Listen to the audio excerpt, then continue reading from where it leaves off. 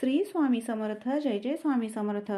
श्रोते हो, आजच्या व्हिडिओमध्ये आपण अंगारक संकष्टी चतुर्थी या निमित्ताने याची कथा श्रवण करणार आहोत. तेव्हा व्हिडिओ शेवटपर्यंत नक्की श्रवण करा. मुद्गल पुराणामध्ये आणि गणेश पुराणामध्ये सुद्धा या कथेचा उल्लेख आपल्याला आढळतो.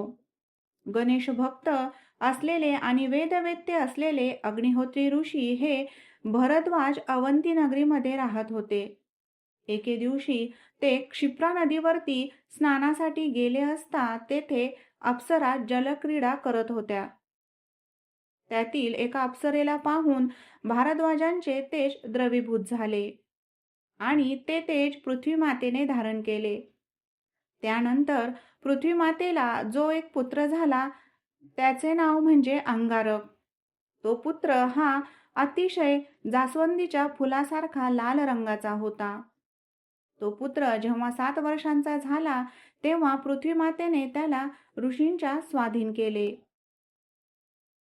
अग्निहोत्री ऋषींनी त्यांचे उपनयन केले आणि त्या पुत्राला वेद शिकवले.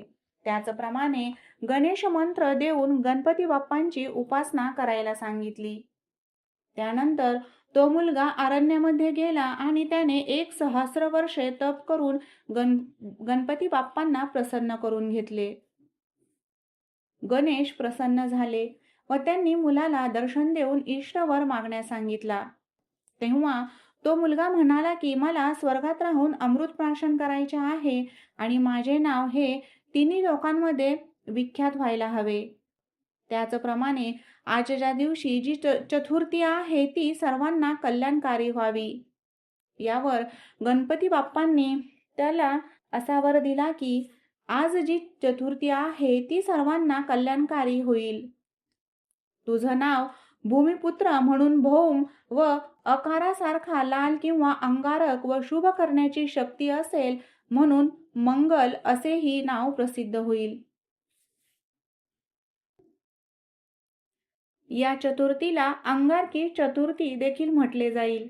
त्याचप्रमाणे हे व्रत करणाऱ्यांना ऋणमुक्त करणारी व पुण्यप्रद अशी ही चतुर्थी ठरेल. तुला आकाशामध्ये ग्रहांमध्ये स्थान मिळेल व तू अमृतपान करशील असा त्यावेळी गणपती बाप्पांनी त्याला वर दिला.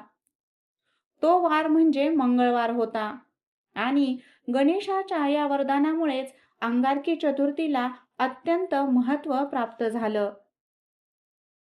गणपती बाप्पांनी असाही वर दिला की भविष्यामध्ये मंगळवारी ही अंगारकी चतुर्थी जे व्रत करतील त्यांना 21 संकष्टी चतुर्थी केल्याची फलप्राप्ती नक्की मिळेल.